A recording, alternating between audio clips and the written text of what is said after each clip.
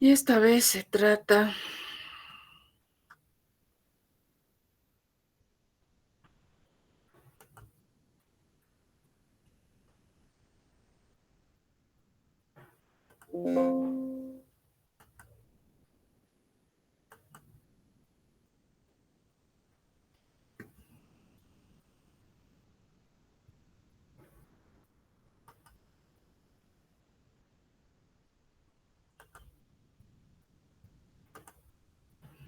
¿pueden observar?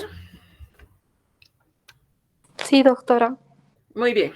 Entonces hoy tenemos que referirnos exclusivamente a un método igualmente de separación como es la cromatografía líquida, donde la característica fundamental de este método va a ser pues que su fase móvil está constituida por un líquido. Entonces, a partir de esto, nosotros tenemos que la cromatografía líquida constituye una técnica mediante la cual los diferentes componentes de una muestra se van a separar según las distintas velocidades con las que se desplacen sobre una fase estacionaria. Esta fase estacionaria podrá ser sólida o líquida cuando son transportados por una fase móvil que va a ser líquida, característica de este método. Los componentes de la muestra se van a separar en bandas o zonas discretas que pueden ser analizadas desde un punto de vista cualitativo, es decir, dentro de lo que va a ser la identificación, y cuantitativamente cuando hablamos de las concentraciones o las cantidades en las que éstas se van a encontrar. Bien, seguros de que nosotros hablamos o tenemos que referirnos a dos fases, una fase móvil y una fase estacionaria. Vamos a ver que ambas fases se las va a elegir, van a elegir, diríamos, los componentes de la muestra de tal manera que todos estos van a llegar a distribuirse dentro de lo que va a ser la fase móvil y la fase estacionaria. Aquellos componentes que se encuentran fuertemente retenidos, entonces necesariamente tendremos que caracterizarlos porque tienen un movimiento bastante lento. Y aquellos que son débilmente retenidos serán aquellos que van a poder moverse con mucha rapidez. Entonces, partiendo de esa realidad, nosotros procedemos a clasificar lo que es la cromatografía líquida, que como ustedes pueden ver, abarcan una gran variedad de métodos de separación al mismo tiempo. Tenemos por un lado, entonces, de una manera general, a la cromatografía líquida, que va a comprender dos grupos bastante amplios, como ser la cromatografía plana, y por otro lado vamos a tomar en cuenta a la cromatografía en columna. La cromatografía plana, a su vez, va a tomar en cuenta, por un lado, a la cromatografía en papel o también la cromatografía en capa fina. Este tipo de cromatografía para ustedes no es desconocido, ustedes ya la han visto, la han aplicado en otro tipo de, o como es en otras materias, ¿no? Para determinados tipos de separación. ¿Qué hace la cromatografía? La cromatografía líquida plana se va a fundar en la distribución diferencial de cada uno de sus componentes que forman parte de una mezcla en dos fases. Vamos a tener una fase estacionaria, como todo proceso de separación, y una fase móvil. La fase estacionaria puede ser de dos tipos. Estamos hablando de un papel de celulosa o también podemos estar hablando de una lámina recubierta con sílica gel, o también podemos utilizar la lúmina o tal vez otro tipo de material absorbente. Si hablamos de su fase móvil, tenemos que hablar de una fase móvil líquida, obviamente, disolvente y que se va a poder desplazar a lo largo de la fase estacionaria. Este desplazamiento puede ser por gravedad, este desplazamiento puede ser por capilaridad. A grosso modo, si ustedes recuerdan, más o menos las etapas o los pasos para proceder a este tipo de cromatografía líquida para la cromatografía plana, nosotros más o menos ubicamos, caracterizamos 4 pasos. El primero, que va a consistir en sembrar, en depositar la muestra en un determinado punto de la fase estacionaria, cualquiera esta sea. Una segunda etapa consiste en que la fase móvil va a ascender o se va a desplazarla arrastrando a los componentes de esa muestra, de esa mezcla con la que estamos trabajando. El tercer paso, vamos a ver que cada elemento, cada componente de esa mezcla va a actuar de distinta manera, de diferente forma con la fase estacionaria y la fase móvil. Su comportamiento va a ser único, podríamos decir. ¿Sí? Aquí aplicamos lo que habíamos mencionado anteriormente y decíamos va a haber mayor afinidad por la fase estacionaria, entonces el desplazamiento va a llegar a ser lento, calmado. Si hay una mayor afinidad por la fase móvil, el desplazamiento será mucho más rápido, mucho más acelerado. Y finalmente, como resultado, tenemos a los componentes que se han llegado a separar bajo la forma de algunos puntos, de algunas manchas que toman distintas posiciones, ya sea en el papel o ya sea en la placa.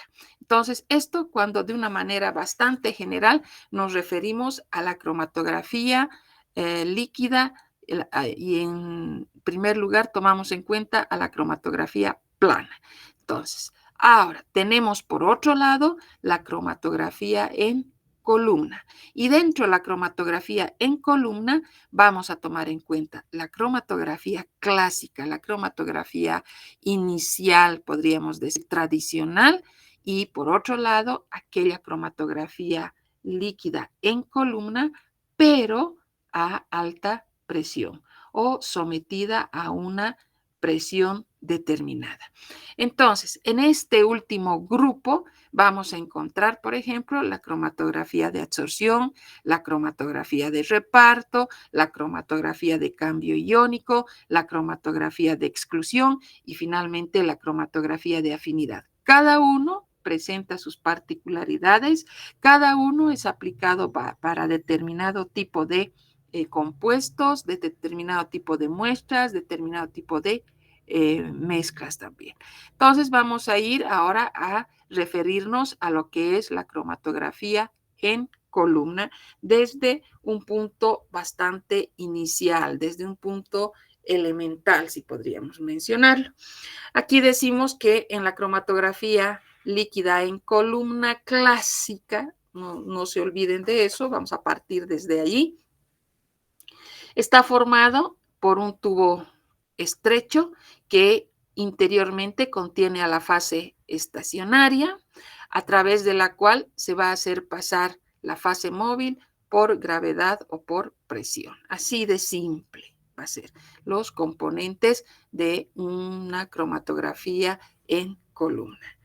Si nosotros vemos un poquito más detalladamente, podemos tomar en cuenta 3 etapas. La primera, que va a ser el empaquetamiento de la columna. En segundo lugar, en la segunda etapa, podríamos decir, que va a consistir en aplicar la muestra. Y la tercera etapa, que se refiere a la elución y a la recogida de cada una de las fracciones. Entonces, cuando nosotros nos referimos a la primera parte de este proceso de cromatografía líquida clásica, vamos a tomar en cuenta entonces una columna, es decir, un tubo, como podemos ver en la figura, un tubo estrecho que contiene a la fase estacionaria.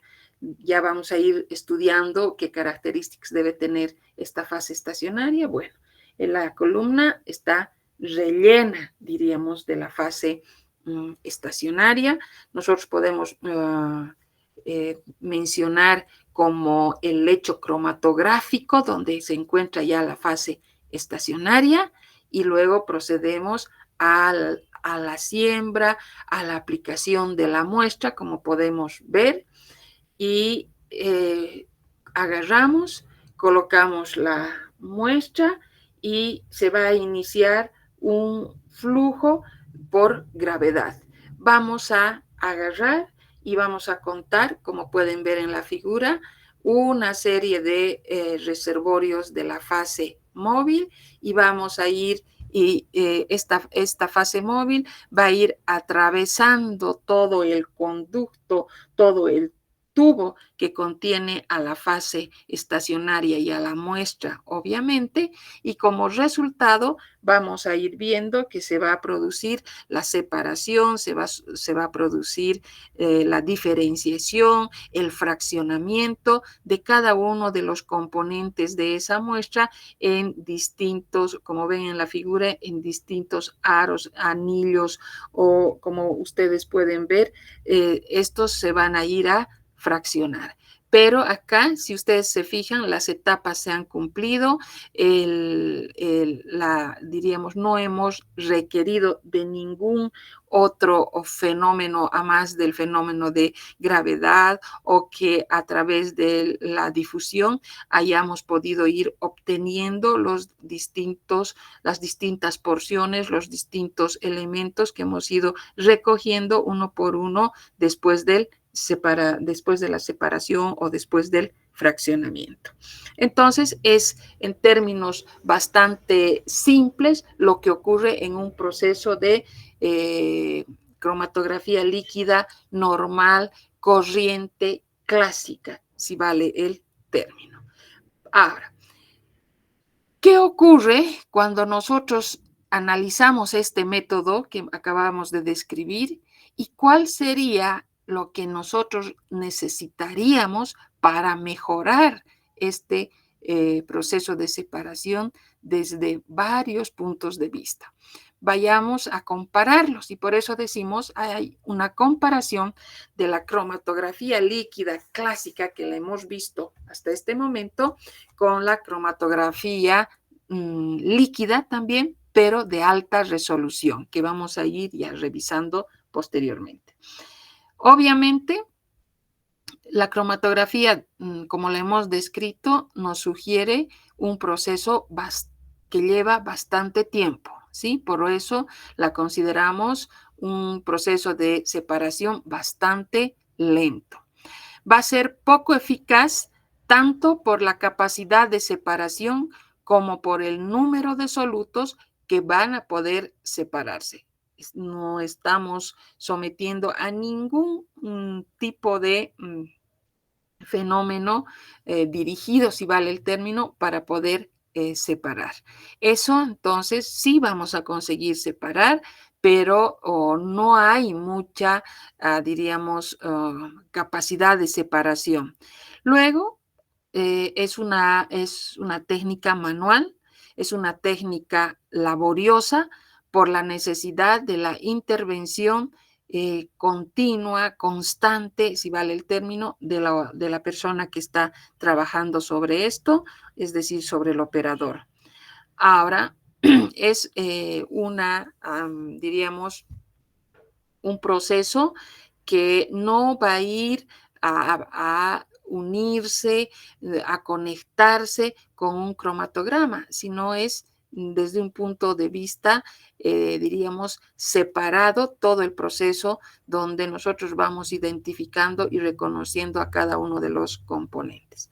Y finalmente, nuestro proceso de separación, como es la cromatografía clásica, solo va a lograr separar aquellos componentes que se encuentran en el orden de los gramos o hasta los miligramos. líquidos. En cambio, ¿qué es lo que se persigue? ¿De qué manera nosotros quisiésemos obtener o de qué manera nosotros quisiéramos separar cada uno de los componentes que podríamos someterlos a un proceso de cromatográfico? La nueva cromatografía líquida que nosotros perseguimos es aquella que tenga una mayor eficacia de separación, que el tiempo de separación sea bastante corto, de tal manera que nosotros trabajemos no solamente con algunas pequeñas mezclas, sino tendríamos que resolver los problemas de separación de mezclas bastante complejas en tiempos bastante reducidos. Estoy hablando del orden de los minutos. Luego, también para solucionar y obtener resultados mucho más concretos es la posibilidad de acoplar un sistema de detección continuo a la salida de la columna, como vamos a ver posteriormente. La presencia de un detector, la presencia inminente de un cromatograma va a facilitar la interpretación, la cualificación y cuantificación de todo el proceso separativo. Y también la posibilidad de permitir separar o de contar con sustancias que se encuentren en el orden de los microgramos. Entonces, esas son las dos visiones que nosotros tenemos.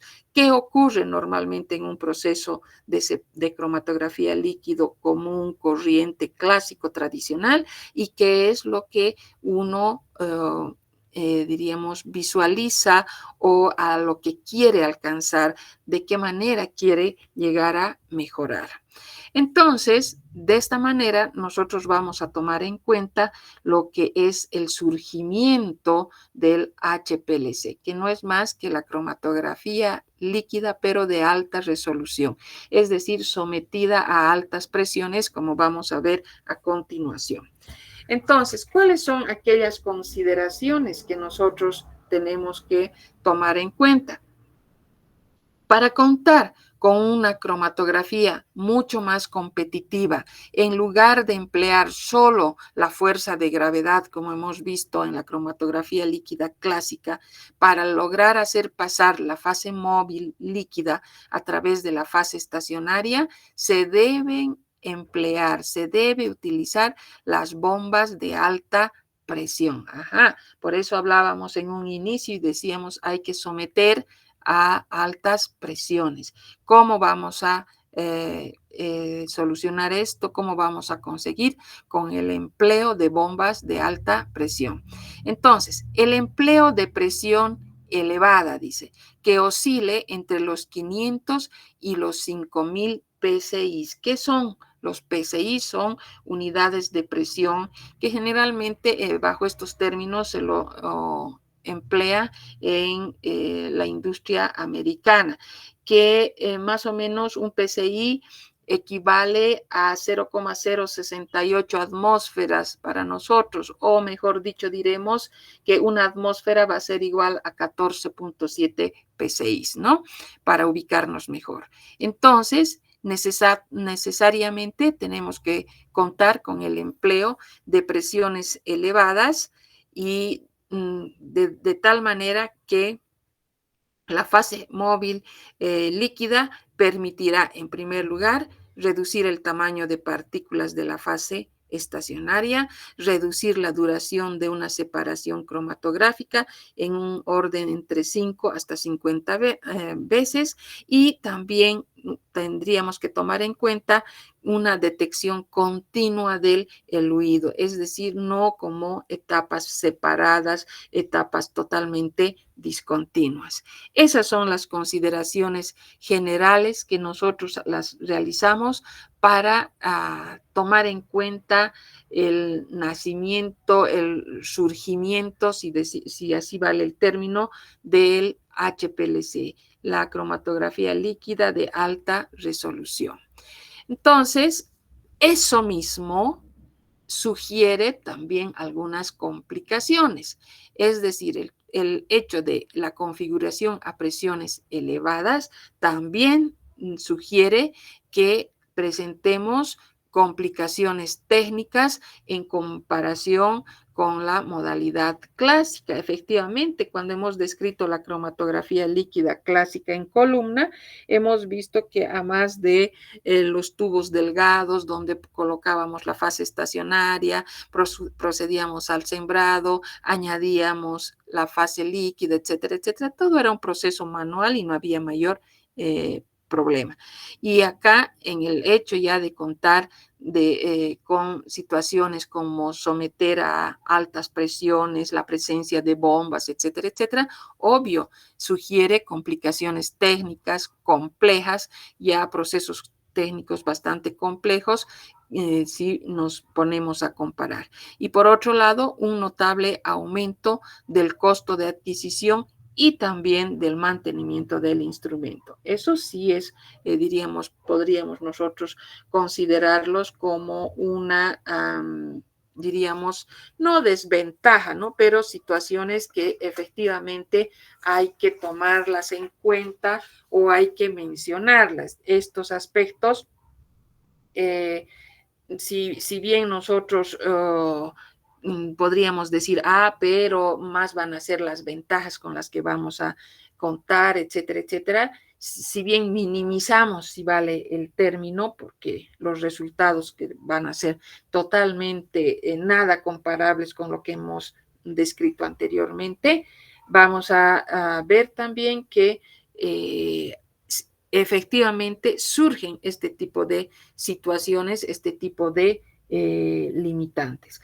Bueno, además debemos recordar que cuando hablamos de los procesos de separación, como es en la cromatografía líquida, vamos a ver que la aplicación pues se inicia hacia una gran variedad de materiales, mezclas con las que vamos a trabajar posteriormente.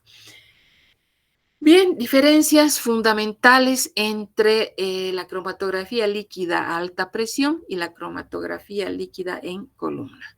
El empleo de presiones de líquidos muy elevados entre 600 atmósferas o más, como hemos mencionado, por un lado. Por otro lado, el empleo de columnas de diámetros muy pequeños que oscilan entre 1 a 7 milímetros. Y también hay que considerar necesariamente el diámetro, el tamaño de aquellas partículas que van a formar parte de la fase estacionaria. Entonces, son tres aspectos importantes que caracterizan, por un lado, al HPLC y que constituyen la diferencia para un proceso de separación en columna clásica. Entonces, nosotros podemos mencionar y decir que ¿hay dificultades en el empleo del HPLC? Sí. ¿En qué radican? ¿A qué se debe? En la necesidad de trabajar a alta presión, a la necesidad de trabajar con columnas que sean de diámetro bastante pequeños y que además se tomen en cuenta materiales para contar con partículas de diámetros totalmente pequeños que van a ir a formar parte de la fase estacionaria. Todo esto, todas estas, diríamos, diferencias que acabamos de mencionar, en un momento dado se solucionan, se subsanan y para, diríamos, orientarnos hacia el perfeccionamiento del método de separación. Acá tenemos un esquema de los componentes de un instrumento para cromatografía líquida. Vamos a tener acá aproximadamente 5 componentes importantes que van a ser, en primer lugar, el depósito de la fase móvil, donde se toma en cuenta el tratamiento de los disolventes. Luego tenemos el sistema de bombeo, componente fundamental. Luego pasamos al tercer punto, que son los sistemas de inyección de la muestra. Pasamos a un cuarto punto, que van a constituir las columnas, y finalmente en un quinto punto tenemos a los sistemas de detección. Vámonos a hablar necesariamente del primer punto, que se refieren a los depósitos de la fase móvil y naturalmente al tratamiento de la fase móvil. Los depósitos de la fase móvil y el sistema de tratamiento del disolvente. Dice, en primer lugar, un aparato, un equipo moderno de HPLC va a estar equipado por uno o más recipientes de vidrio, o que también pueden tratarse de acero inoxidable, cada uno de los cuales contiene o tiene la capacidad de contener 200 hasta 1000 centímetros cúbicos de un determinado disolvente. Presentan a su vez un sistema para eliminar los gases disueltos. Es muy importante el hablar de los gases disueltos, como es el caso del nitrógeno, como es el caso del oxígeno, que van a tener son importantes porque interfieren formando burbujas en la columna y también a nivel de los sistemas de detección. También tenemos que tomar en cuenta que en estos depósitos de la fase móvil se van a contar con dispositivos para la filtración del polvo y de algún tipo de partículas sólidas que pudiesen encontrarse en suspensión a nivel de los disolventes, que en algún momento podrían dañar la bomba o también directamente afectar a los sistemas de inyección. Vámonos acá y vamos a tomar el primer punto referido pues a los recipientes que contienen a los disolventes, que no va a ser un solo recipiente, sino vamos a tener varios recipientes, que más de uno, desde luego, que van a tener a los disolventes dependiendo el tipo de proceso de separación con el que contemos. Entonces, ahí tenemos más de uno, están listos para que nosotros podamos iniciar el proceso. Entonces, ¿cuál es el sistema de tratamiento de los disolventes?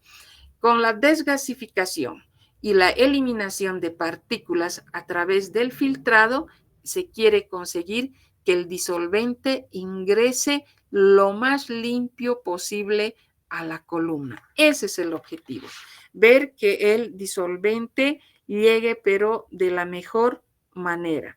Hemos mencionado y hemos dicho que pueden encontrarse sistemas donde encontramos al oxígeno, encontramos al nitrógeno. ¿Qué van a hacer estos? ¿Qué hace su presencia? Van a interferir porque van a formar una serie de burbujas a nivel de la columna y también pueden llegar al sistema de detección.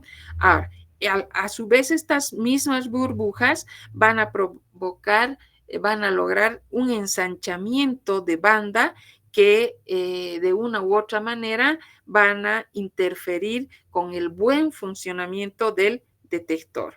Entonces, estos sistemas también requieren contar con un dispositivo para la filtración del polvo, de partículas extrañas que podrían encontrarse en suspensión a nivel de los disolventes. Y ¿por qué ¿por qué es necesario este proceso de filtración? De esta manera se evita que la presencia de estas pequeñísimas partículas vayan a dañar la bomba, vayan a dañar alguna parte del sistema de inyección, o finalmente puedan llegar inclusive hasta la columna. Entonces, vamos a ver que como consecuencia, el hecho de hacer un tratamiento a nivel de los disolventes va a mejorar la resolución, va a mejorar el funcionamiento de la bomba, va a aumentar el tiempo de vida de la columna, a pesar de que también vamos a hablar de la precolumna, y obviamente va a reducir el ruido de línea de base que podría presentarse como un fenómeno en la dispersión de la luz. Entonces, ya sabemos,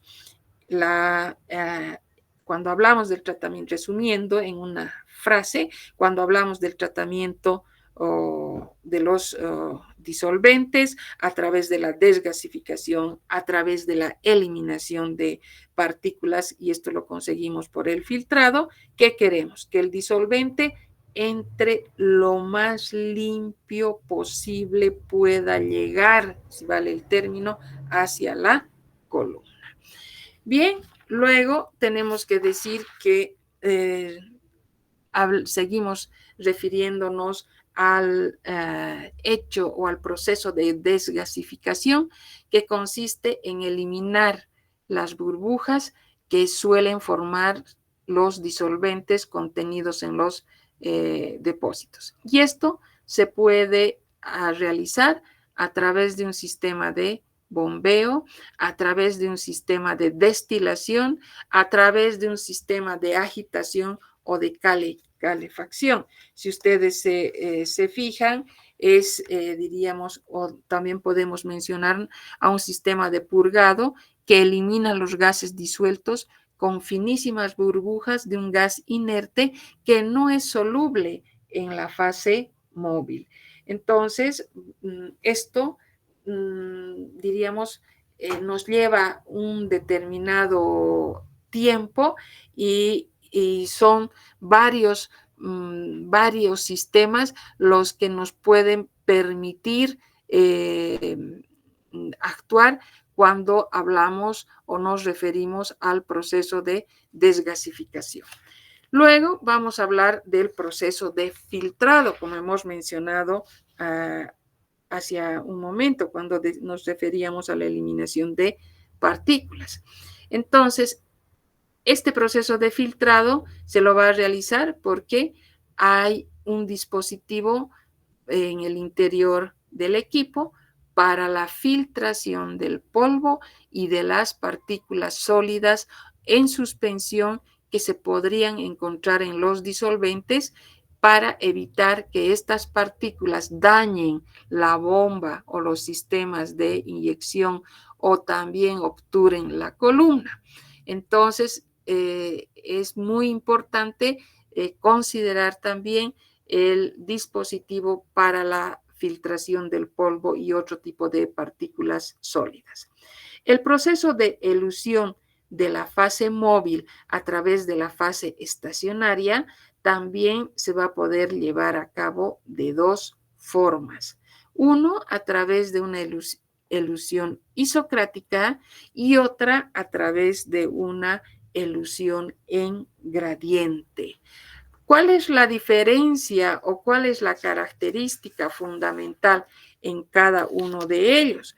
Cuando nosotros hablamos de una elusión isocrática, estamos refiriéndonos que se emplea, se utiliza solo una fase móvil de composición constante. Entonces, una elusión isocrática es aquella que va a emplear, que va a trabajar con una sola fase móvil cuya composición, cuya concentración va a ser constante y no hay mayor problema. En cambio, si nosotros hablamos de una elusión en gradiente, tenemos inmediatamente que asociar la presencia de dos o más disolventes que obviamente tengan una polaridad diferente, cuya relación cambia a lo largo de la elusión cromatográfica, unas veces continua y otra que la va a realizar en una serie de etapas. Entonces, esta elusión, esta forma de ir modificando, diríamos, el eluyente, va a incrementar, va a mejorar la eficacia del proceso de separación. Esto es muy importante que ustedes tengan en cuenta que en todo proceso de elusión vamos a ver que la fase la elusión de la fase móvil a través de la fase estacionaria va a poder llevarse a cabo de dos maneras. Una, la más, diríamos, sencilla, que viene a ser la elusión isocrática, donde únicamente se emplea una fase móvil y la concentración se mantiene constante. Y la otra, que va a ser la elusión en gradiente, donde va a utilizar 2 o 3 disolventes, pero van a tener una polaridad bastante distinta, y una vez que va a iniciarse la elusión, se va a ir variando la relación de los disolventes. Muchas veces puede estar esta programada, a veces mediante una serie de etapas escalonadas, organizadas previamente. Cuando hablamos de los equipos de HPLC moderno, por ejemplo, a menudo estos están equipados, ya vienen así, con dispositivos que permiten introducir los disolventes desde 2 o más recipientes, inclusive en una cámara de mezcla, y además a una velocidad que va a ir variando continuamente, y la relación de volumen de los disolventes va a también poderse variar, va a poderse modificar con el tiempo. Entonces, esto es característico también cuando nosotros nos referimos a lo que va a ser la presencia del, o mejor diremos, del proceso o la etapa de elusión de la fase móvil a través de la fase estacionaria. Pasamos a hablar ahora de un segundo componente en un equipo para cromatografía. Este segundo componente, vamos a volver nuevamente acá, donde estamos, para que se ubiquen. Aquí tenemos, vamos a considerar al sistema de bombeo. Fíjense, pasamos de la primera parte donde nosotros hablábamos de los depósitos de la fase móvil, del tratamiento, etcétera, etcétera. Vamos a pasar al sistema de bombeo. Este sistema de bombeo está formado por dispositivos que son responsables de suministrar una presión adecuada a la columna para que se pueda alcanzar un caudal suficiente a la salida. Tenemos una válvula de entrada, tenemos la bomba y también podemos contar con la válvula de salida. Ahí tenemos su amortiguador de impulsos, ¿no? Bien, entonces, cuando nosotros hablamos netamente del sistema de bombeo, nos vamos a ir directamente, aquí está. Hemos dicho, ¿qué hace? Tienen la función de suministrar una presión adecuada a la columna para alcanzar el caudal suficiente cuando esté saliendo. ¿Cuáles son los requisitos? El de generar presiones que se encuentren por encima de los 6.000 psi. Producir caudales que no presenten pulsaciones que afecten al desplazamiento de la fase móvil. No deben, diríamos, afectar. Deben garantizar la forma en que se llegue a desplazar la fase móvil. Los intervalos de caudales deben ir entre 0,1 a 10 mililitros por minuto. Otra de los requisitos es la posibilidad de ser reproducible, y finalmente deben ser resistentes a la corrosión, químicamente inertes, no reaccionar con la fase móvil ni tampoco con los solutos. Es decir, tienen que estar construidos de un determinado material, es decir, tienen que elegirse los materiales aptos, como por ejemplo podremos hablar del teflón, podremos hablar del acero inoxidable. Por eso decimos deben ser químicamente inertes, no reaccionar con la fase móvil, no reaccionar con los solutos.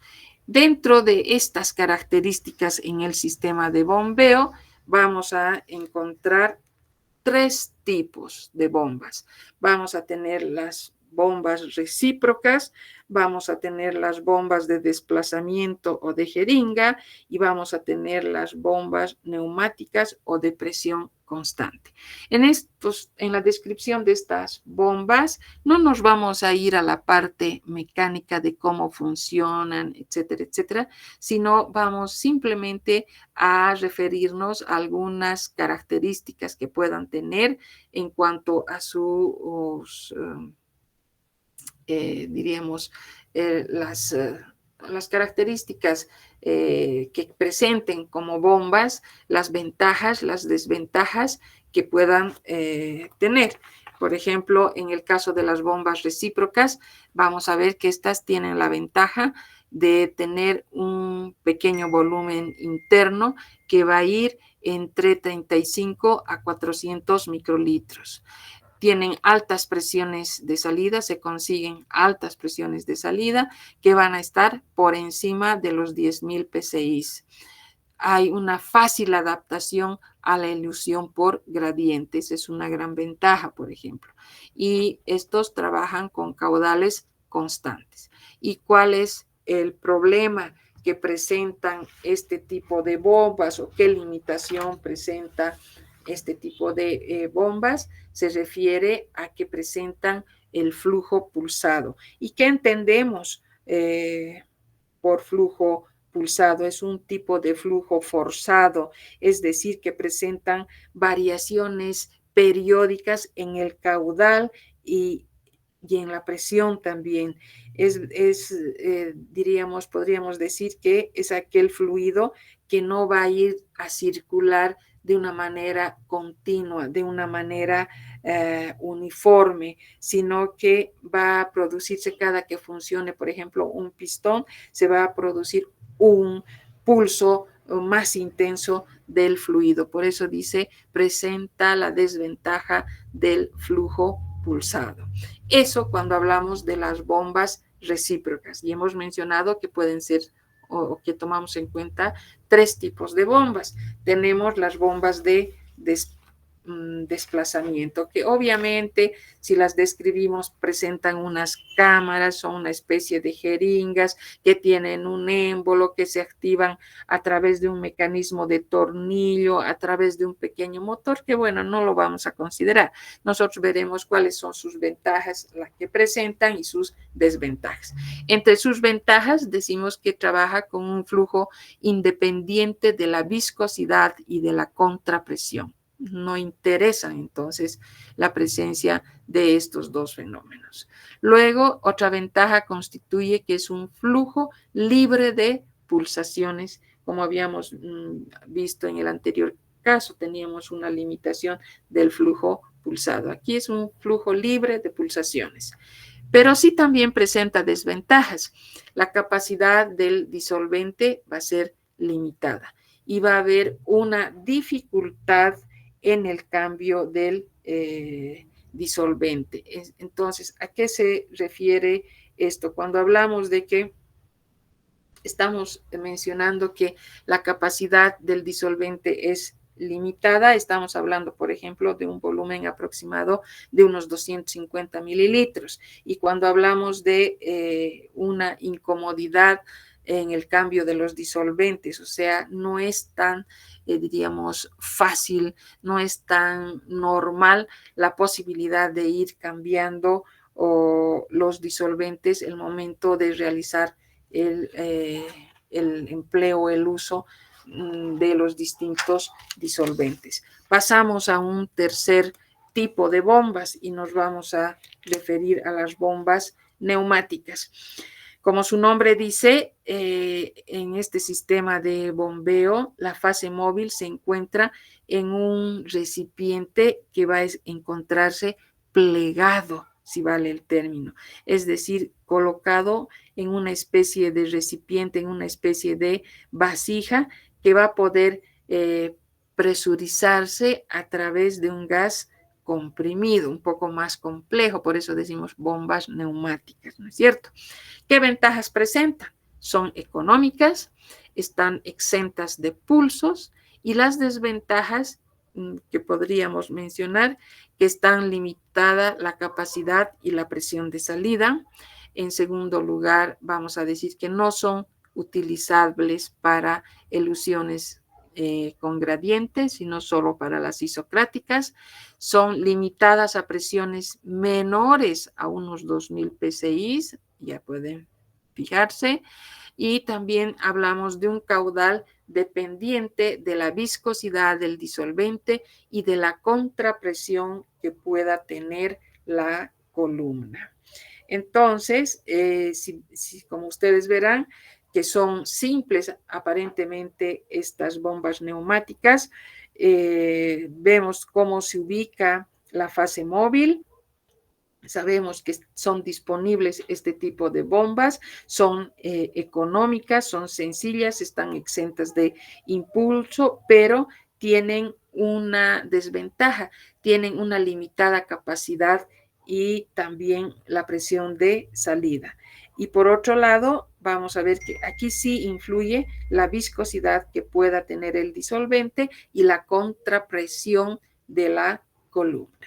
Entonces, esos son los tres tipos de bombas o sistemas de bombeo que podemos encontrar. Por un lado, vamos a tener las bombas neumáticas.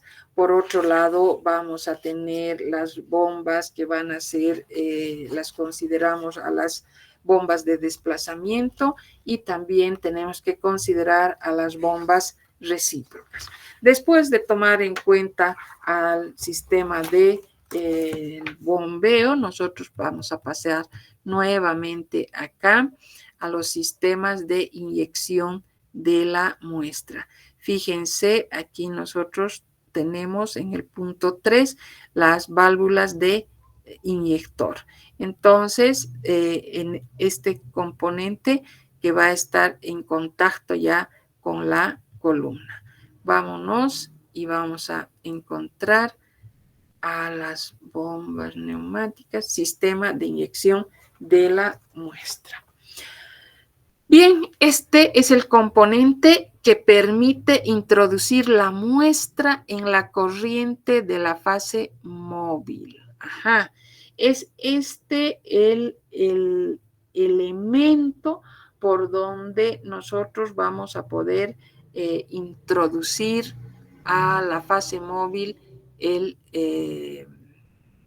introducir la muestra, ¿no? O la mezcla con la que estamos trabajando.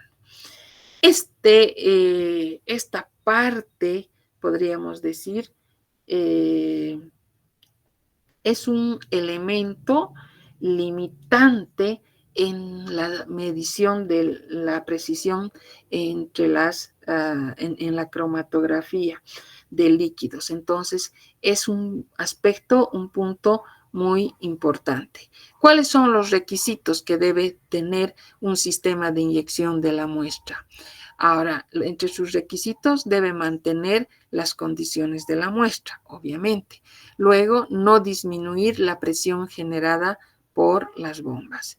Y si nosotros hablamos de los tipos de sistemas de inyección, vamos a considerar dos tipos. El más sencillo, el común, si vale el término, es el sistema de inyección septum, que está formado, representado con una especie de una jeringa y su aguja, y un sistema de válvula rotatoria que tiene la posibilidad de contar con 6 entradas o también 2 posiciones. Este último presenta la ventaja de la posibilidad de una reproducibilidad bastante grande, bastante elevada. En cambio, el sistema de inyección septum, que incluye una jeringa y una aguja, presenta la ventaja de tener un bajo costo, va a ser mucho más sencilla, pero también presenta desventajas. Es la poca reproducibilidad que tiene frente, por ejemplo, al sistema de válvulas rotatorias. ¿Sí? Bien, entonces, luego hablaremos ya de las columnas. Antes de referirnos a las columnas, nos referiremos un poquito más a lo que son los sistemas de inyección y hablaremos de la diríamos en primer lugar a qué se refiere cuando nos referimos al sistema de inyección septum, con la presencia de una jeringa y una aguja. ¿Qué es el septum? ¿A qué se conoce como septum? Es una especie de una membrana de goma, una membrana de silicona. En otras palabras, es un sello autosellante, si vale el término y valga la redundancia, que sirve para proteger a la muestra y nos va a permitir que la inyección dentro del sistema cromatográfico sea controlado. Así de simple constituye este tipo de inyección septum. En cambio, cuando nosotros nos referimos al sistema de válvula rotatoria, como hemos mencionado acá, de 6 entradas o de 2 posiciones, nos mencionan de sus ventajas frente al septum, donde en el septum tenemos una limitación que constituye su baja reproducibilidad. En este caso de las válvulas rotatorias hay la posibilidad de contar con una reproducibilidad bastante elevada. Entonces, este sistema de válvulas rotatorias podríamos describirlo como un controlador mecánico. Es un sistema que va a controlar el flujo y nos va a permitir seleccionar, nos va a permitir elegir, desviar, dirigir, derivar, si vale el término, los líquidos de manera rápida, de manera precisa, y de esta forma permite inyectar la muestra. Es decir, va a purgar, es decir, va a derivar el flujo hacia diferentes caminos sin lograr abrir el sistema. Por eso nosotros decíamos, tiene 6 entradas o podemos referirnos a 2 posiciones. Aquí no vamos a poder modificar la presión, no vamos a interferir, sino directamente va a permitir pues que pase y atraviese la muestra sin necesidad de modificar algún momento, alguna etapa en el proceso de separación. Eso cuando hablamos entonces de los sistemas de válvula rotatoria. No antiguamente, también se los conoce como un proceso o un empleo de una serie de bucles donde se introduce la muestra, que inclusive se puede lograr introducir la muestra hasta tomando en cuenta 7000 PSI de presión, y se logra o se cuenta con precisiones bastante elevadas de inclusive algunas décimas por ciento. Entonces, estos bucles que hablamos en las válvulas rotatorias tienen capacidad para contar con volúmenes bien pequeños que van a ir desde 0,5 hasta 5 microlitros, ¿no?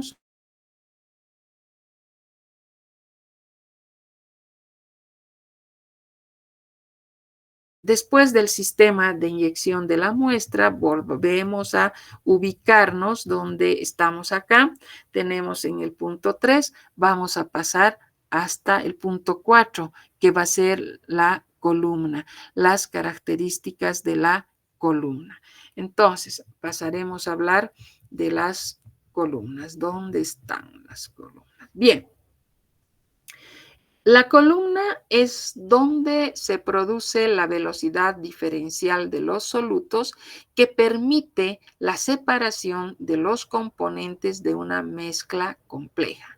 También dependen del relleno, del tamaño y la naturaleza química de la misma. Ojo, entonces, la importancia de la columna se debe a que en este medio en este componente se produce una velocidad diferencial de cada uno de los componentes de una mezcla, de cada uno de los solutos que va a permitir la separación de la mezcla compleja.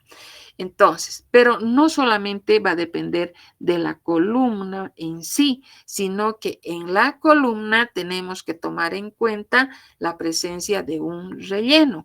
¿Cómo irá a ser este relleno? ¿Cómo podremos considerar el tamaño de las partículas que van a formar parte del relleno y la naturaleza química de las mismas?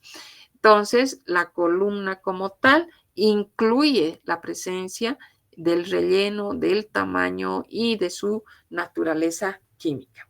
La vida de una columna de uso continuo no debe exceder los 6 meses, por eso la presencia de una precolumna, y estas precolumnas que duran que son baratas, duran unas 400 experiencias y conservan mayor tiempo a la columna y mejoran la eficiencia de la separación cromatográfica. Entonces, ¿qué ocurre acá? Estamos mencionando que el tiempo de vida útil que tiene una columna no va a ser más allá de los 6 meses. Entonces, se hace necesario la presencia de una precolumna. ¿Y cuál es la finalidad de la precolumna? Que, por cierto, son ya elementos que van a ser mucho más económicos. Duran, dice, unas 400 experiencias. Entonces, por estas características, ¿qué van a hacer? Que la columna tenga un tiempo de duración mucho mayor y de tal manera o paralelamente, diremos así, van a mejorar la eficiencia de la separación cromatográfica. El material del que están construidas las columnas van a ser de acero inoxidable para tener la capacidad de soportar a altas presiones. Ahora, las columnas pueden ser de dimensiones bastante pequeñas, que van a ir desde 10 hasta 30 centímetros. Normalmente, diríamos, el tamaño más óptimo, más frecuente, está en los 25 centímetros de longitud. Su diámetro interno aproximadamente está entre 4 a 10 milímetros. Lo más óptimo, lo más frecuente, lo más empleado va a ser de 4.6 milímetros. Ahora, vamos a ver también que el tamaño de sus partículas, hemos visto que tienen mucha importancia el relleno, y cuando hablamos del tamaño de las partículas de relleno, estas van a estar entre 1.8 hasta 10 milimicras y tiene una eficacia de 40.000 a 60.000 platos teóricos. Entonces, esas son las características, diríamos, más importantes de las columnas. Y si hablamos o nos referimos a las precolumnas, estas, ¿dónde se van a ir a encontrar? Por delante de la columna, es decir, delante la columna, antes que la columna, porque tienen una finalidad, la de eliminar los contaminantes que pudiesen estar viniendo a pesar de todos los tratamientos, a pesar de todos los recaudos que se tuvieron, pero podrían presentarse los contaminantes de la fase móvil. El relleno es similar al de la columna, o sea, por eso decimos la precolumna tiene casi las mismas características que la columna. En este caso presenta un relleno similar, donde el tamaño de las partículas es mayor para minimizar el aumento de la presión. Luego vamos a ver que las columnas también tienen una clasificación. Las columnas se van a clasificar en función de su consistencia. Se van a clasificar según la porosidad de las partículas. También se van a clasificar en función de las partículas, y también podemos contar que tenemos un cuarto grupo en función del diámetro medio de las partículas. Cuando nosotros nos referimos al primer caso y hablamos de los rellenos que van a estar o vamos a tomar en cuenta en función a su consistencia, tomamos en cuenta en primer lugar a los sólidos rígidos, es decir, tenemos aquí, están formados por una matriz de óxido de silicio y tienen la característica de resistir presiones bien elevadas que oscilen entre los 10.000 y los 15.000 psi, cuando están constituidas por partículas de relleno muy pequeños. Y estas se las puede ligar químicamente con distintos, o a distintos, mejor diremos, a distintos grupos funcionales, lo que va a implicar multiplicar la posibilidad de aplicar, va a multiplicar la aplicación de estas columnas. Luego vamos a tener, en función de su consistencia, también un segundo grupo que se refiere a los geles duros. Este tipo o este grupo de relleno van a ser aquellas que están formadas por partículas porosas de poliestireno, cuya superficie se ha rodeado con un material como es el divinil benceno. Su máxima limitación de presión va a estar entre los 5.000 psi y tiene la particularidad de utilizarse en fases orgánicas. Luego tenemos un tercer grupo que se refiere a los geles blandos. Los geles blandos son aquellas que pertenecen a un tipo de relleno conocidos como la agarosa, como el cefadex, que no pueden resistir altas presiones, como ser en el caso del HPLC. Esto hace entonces que no se las use, no se las emplee en este tipo de métodos de separación cuando se utiliza la cromatografía líquida a altas presiones. Ahora, otra clasificación vamos a tener de las columnas que van a ser según la porosidad de las partículas. Aquí las partículas pueden ser esféricas.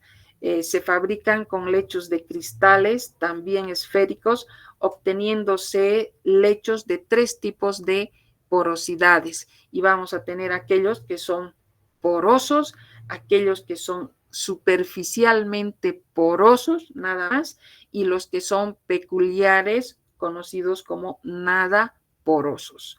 Y de luego tenemos otra clasificación en función de las partículas. Esas se utilizan actualmente, son columnas que están constituidas por partículas irregulares para poder conseguir una mejor compacidad.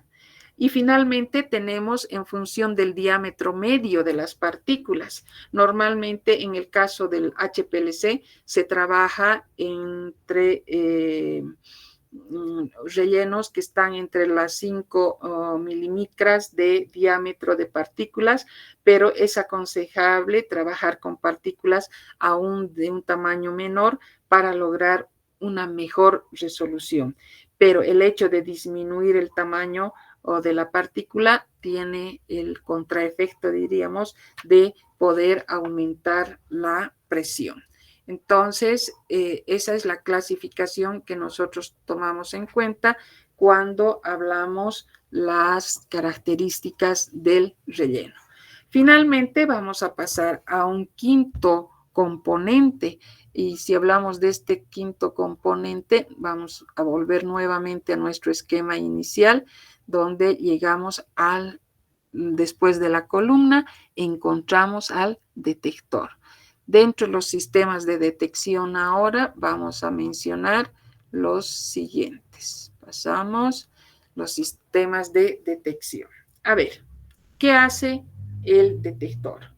Es un componente que se lo coloca a la salida de la columna y es el responsable de originar una señal analítica que, una vez amplificada y registrada, va a dar lugar o va a originar al cromatograma. Como verán, entonces el detector tiene sus condiciones, o sea, tiene la importancia, es un componente que va a proporcionar o es el responsable de proporcionarnos la información final, ¿no es cierto? Para esto, nosotros tenemos que, como en todo detector, considerar las condiciones ideales de un buen detector para HPLC. Y dentro de estas condiciones ideales para un detector para HPLC, tenemos que hablar de una respuesta universal. Debe tener una elevada sensibilidad, debe tener una capacidad para detectar un pequeño volumen y así evitar el ensanchamiento de los picos. Debe contar con un bajo ruido de fondo, debe no ser destructivo, debe ser robusto y finalmente debe ser barato y de fácil manejo.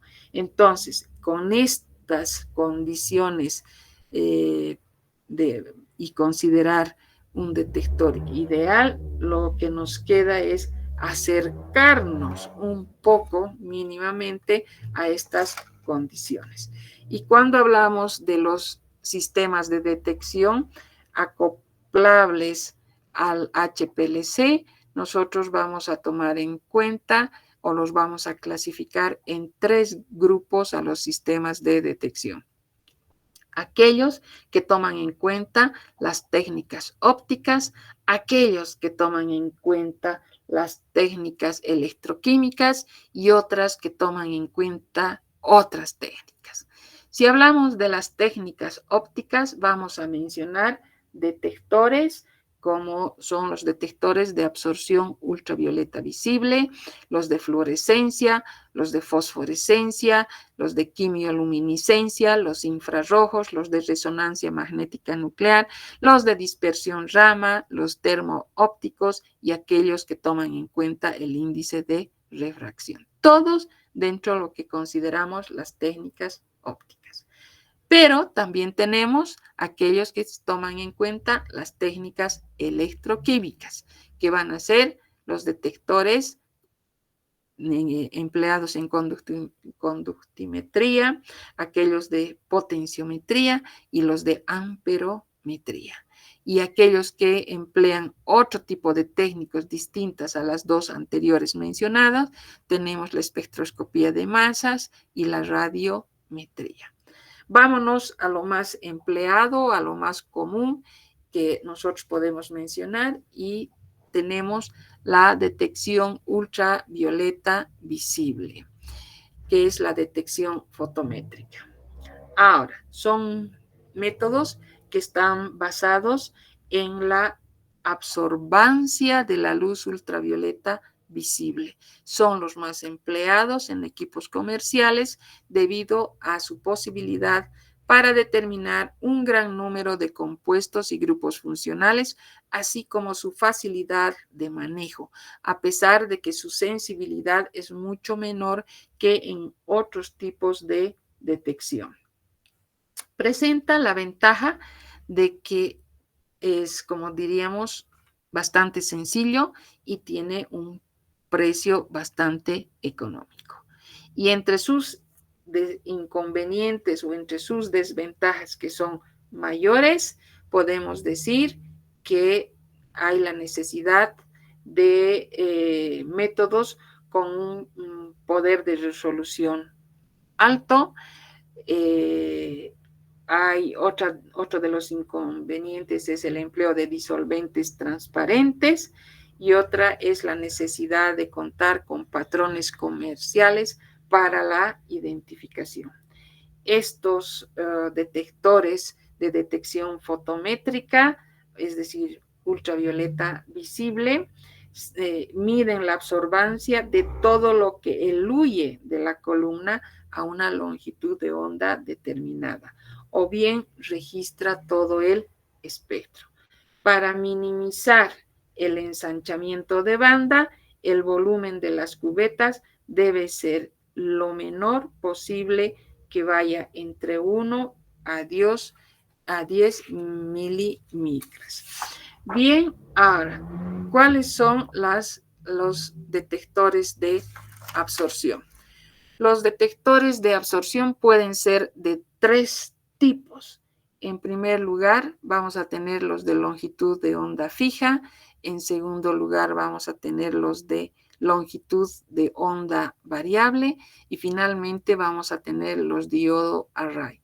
Este es el más moderno, conduce la luz mediante un sistema de diodos alineados y evita la dispersión. Bien, ahora, hasta ahí, mejor. Ahí vamos a quedar con los detectores que los hemos ido mencionando. Ya es más complejo el que nosotros nos vayamos a ubicar en el principio por el que van a convertir o van a funcionar estos detectores, y simplemente mencionamos que pueden ser de 3 tipos: longitud de onda fija, longitud de onda variable y los diodo arrays. Vamos a quedar acá porque después tenemos que hablar de de la segunda parte, podríamos decir, que se refieren a los distintos tipos de cromatografía, donde vamos a hablar aquellos que son la clasificación según la naturaleza de sus fases líquidas implicadas. Luego vamos a tener según la relación entre el sólido del soporte inerte y la fase estacionaria activa. Entonces ya tenemos otro tanto para poder ir verificando. Quedamos aquí, que tengan un buen resto de la tarde. Hasta luego, jóvenes.